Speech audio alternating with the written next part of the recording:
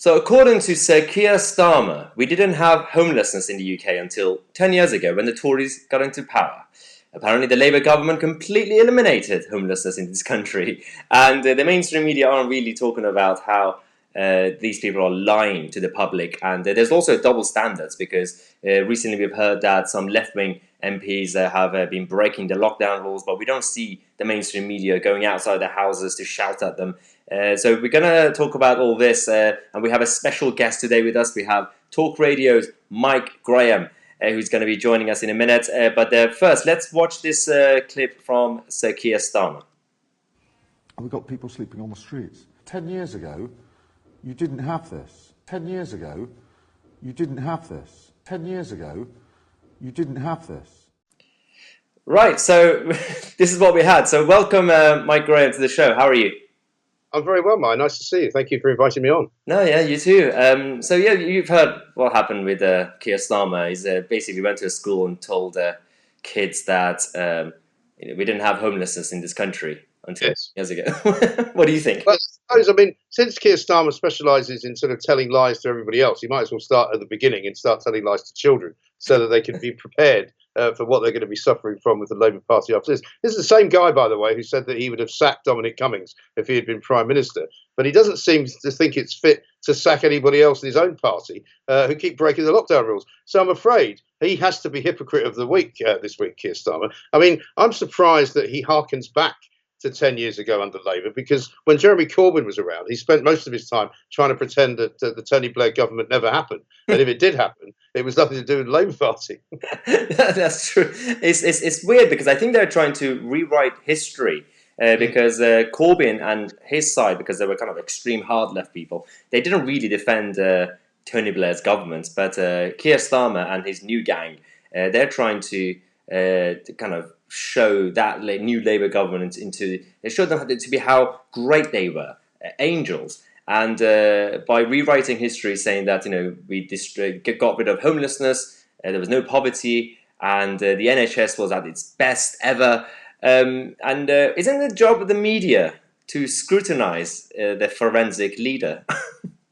Well, I seem to remember that back in the day, you're probably too young to remember a lot of the stuff that happened when Tony Blair was in charge, but they certainly stopped the homelessness problem. Peter Mandelson, because Peter Mandelson, before he became elevated to the House of Lords, of course, was known as the Dark Prince, fancied himself as Machiavelli. Turned out he borrowed quite a lot of money from a rather well-upholstered donor in order to get himself a mortgage to buy himself a very nice house in Notting Hill, which was one of the many scandals that took place during the Tony Blair government. And of course, they all became very wealthy men and women. Everyone who worked in the cabinet for Tony Blair has now basically got millions and millions of pounds in the bank. And I'm not suggesting for a moment that there was any corruption of any kind, but it's a bit coincidental, it seems to me, that all of these Labour politicians have become so financially successful. I mean, Tony Blair, envoys to the Middle East, really? I mean, he invaded Iraq, for heaven's sake. A man who is sort of courted by investment banks and has signed up with all manner of city institutions and charges, I think, probably something in the order of 250 grand to just make a speech after dinner. I mean, it's quite remarkable how far they've come. And you can't really see Keir Starmer quite following in his footsteps somehow, can you? No, I think there's a massive problem because the first few weeks, people got excited saying that, he's going to be great because it's forensic. And I did say that just wait because, especially after this crisis, when he realizes that the game during PMQs is not like a courtroom, it's kind of different. And he keeps coming with his pre-prepared notes and he keeps asking the same question. When the PM answers the question, instead of shifting it, it's not flexible enough. And I think the Labour Party obviously is still having massive problems. But the one good thing that they have is that the media aren't really scrutinising them, are they? No, the media keep using that word forensic as well. I mean, I've actually banned the use of it on my show when describing Keir Starmer because, just because he's there's a certain part of society in Britain where because you're a QC and you're a barrister, somehow everybody thinks you're a genius, But how many idiotic barristers do we know? There's a secret barrister for a start. This is a guy who threatened to sue me for libel when I said something on a Twitter about him, until I pointed out to him that he didn't actually exist, and therefore he had no reputation to be besmirched, right? He got Jolyon Moore on my favourite barrister, who goes around beating innocent foxes to death. You know, these are not clever people. You know, they are very, very dyed-in-the-wool kind of champagne socialists who think that because they're cleverer than most of the people they generally hang around with, they're actually cleverer than everybody. But they're really not. And I think the problem is, I mean, we've seen with Emily Maitlis over the past week that basically the BBC and their institution and their personalities think Keir Starmer is the future. They would love to see Keir. I still don't really understand why they hate Boris Johnson so much and why they hate the Tories so much, because, you know, they have mostly lived their lives under Tory rule. And so they haven't had bad lives. They're all making pretty good money. They've all got pretty good jobs. They've all had pretty decent educations. You know, aside from that one period when Tony Blair was in charge, the Labour Party haven't been in government for most of this century and most of, you know, the last 50 years. So I don't quite understand where this kind of middle class hatred of Boris Johnson comes from.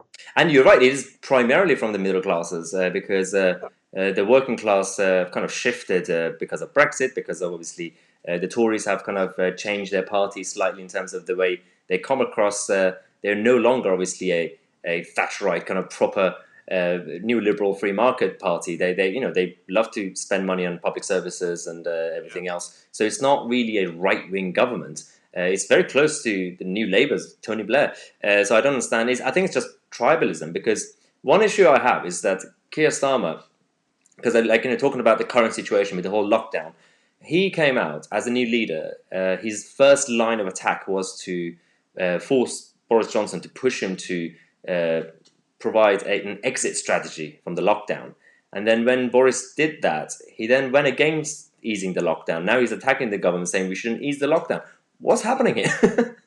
Exactly. He's all over the place. And I mean, I actually also blame him for the uprising of this kind of anti-lot that invaded London on Sunday, because he put out a tweet basically saying, you know, of course, everybody is appalled by what happened in Minneapolis and the death of an innocent man. However, he basically said we must not let this slide. You know, we must stand in solidarity. Now, if you're a stupid kind of squatting type from East Hackney, you're going to look at that and say, oh, look, the Labour leader is basically telling us to go out and demonstrate on behalf of the dead man in Minneapolis. And that's exactly what happened, because although it was organised by Matter, it was more white people there than black people. And these are all kind of these Labour aficionados, these young people who think that Labour is the answer. And the people that used to, during the Brexit debate, you know, be flying the flag for Remain, saying that, you know, they hope Boris Johnson died in hospital. These are all the same people, the poisonous left. And sadly, much of the media seems to be on their side.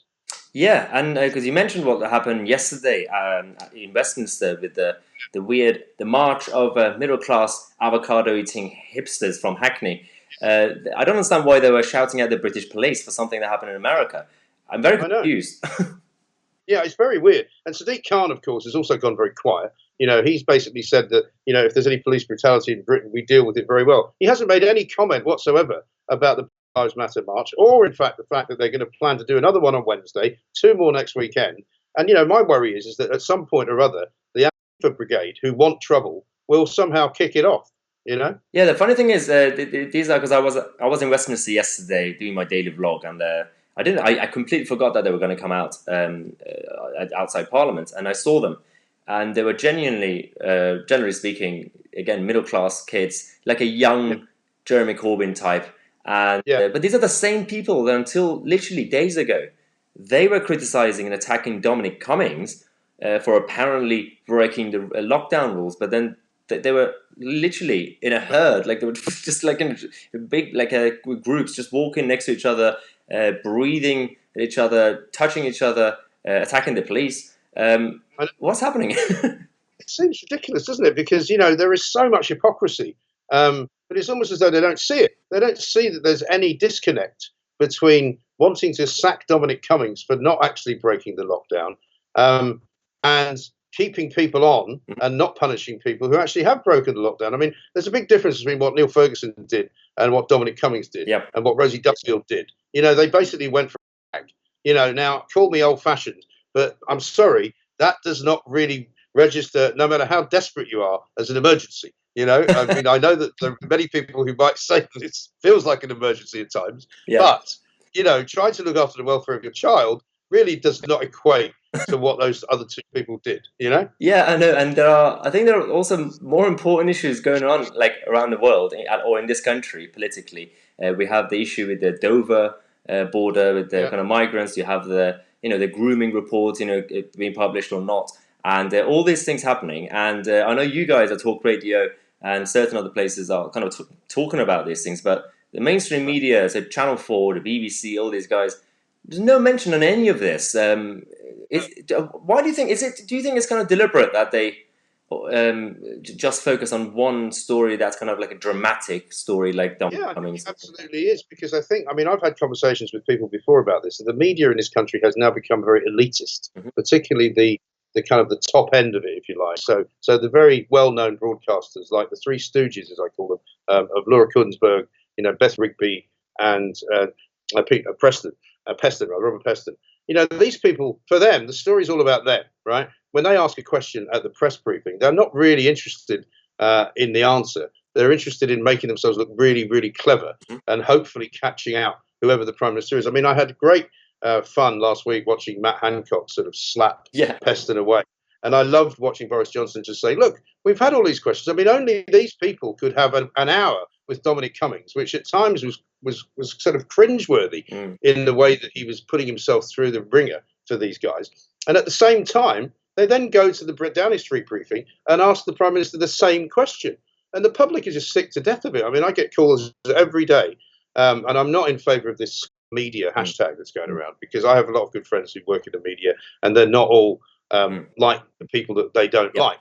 So I'd rather not use that particular term. However, they haven't helped themselves, and neither have some of the newspapers, by deliberately misreading the situation. And I think by deliberately actually misleading people, because when Durham Police came out last week with the statement that said, our investigation has been completed, and we have concluded that the first trip to Durham was not a breakdown, did not break the lockdown rules. However, he might have committed a very minor breach of the rules when he went to Barnard Castle. That was the story, right? So actually, I was talking to my producer and I said, look, the intro to any newspaper story like that is Dominic Cummings has been cleared by the police in Durham. Basically, they've found no reason to proceed any further with the investigation. They're not going to take any action. And then later on, you could say they think he might have breached a very minor part of the lockdown rules. And instead of which, they turned it into the police have said that he's broken the lockdown rules, which they hadn't said. It's wrong. Yeah, it's absolutely hilarious. I think I agree with you in terms of insulting every single kind of journalist out there, because there are the problem with the mainstream media right now, the big outlets, is the monopoly of it is that the people in charge. There's a small group of people who are kind of running the agenda, but at the same time there are some good people out there also. They got Andrew Neil. And people like him, so it's not. I wouldn't necessarily start their personal insults, but I know. I have my campaign for the new media, so I oppose the whole structure of the way these big companies are operating. But soon things will change. Obviously, we have YouTube, we have independent podcasts, we have blogs, and soon you're gonna have more people actually tuning in these sort of channels than the BBC. Well, I think I saw, did I not, a tweet of yours or a tweet by somebody about you that said that actually you've got more viewers than Newsnight already, and there's lots of people out there that haven't really reached you yet, or you haven't reached, so you have much more potential. Newsnight as an institution is dying. I don't remember the last time I watched Newsnight. I watched the Emily Maitlis clip the following day, but I don't actually watch the show. Question Time now for me is out the window. Now these are two shows that I, as a political radio broadcaster, probably, I suppose others might describe me differently. I should be watching these shows. They should be important to my knowledge base, but they're actually not, because they're not very good. They're controlled by lefty Remainers, and I'm not interested, and neither is most of the country. No, you're right, and this is the situation we have now. But I want to say a massive thank you to you. I think what we're waiting for is for the next few weeks of this whole situation to kind of see how the media and how the left will operate, especially with the current situation in America and now in London. So hopefully after this lockdown, we could actually do the next show in person. Thanks again, Mike. Yes. Any last few words? Well, I think it's going to be very interesting to watch this month in June, because I think I've got this kind of obsession that people think I've gone mad, but my obsession is that the government is basically leading the country to lead the government, if you know what I mean. It's the government giving the impression that they're making rules that people are supposed to be following, but actually what they're doing is encouraging people just to do what they want. And that's kind of where we are. And I think it's actually quite clever. And my final thought to you, and it's not because I've suddenly started wearing a tinfoil hat, I actually think that Dominic Cummings created the story about himself in order to kind of free the country out of the economic black spot that it found itself in. Because if you think about it, he knows he's not going to get fired. The country is now basically going out and having barbecues and throwing themselves off cliffs at the beach. They're doing whatever they like, and suddenly the economy is going to come back. Yeah. And everyone's going, what is it that we were so frightened of? No, you're right. Because until the day before that incident, everybody was scared of leaving their houses. Now, actually, they are. But we'll see what the reality was or not. But thanks again for coming on the show, and hopefully we'll see you soon. Look, great pleasure. Thanks, Mike.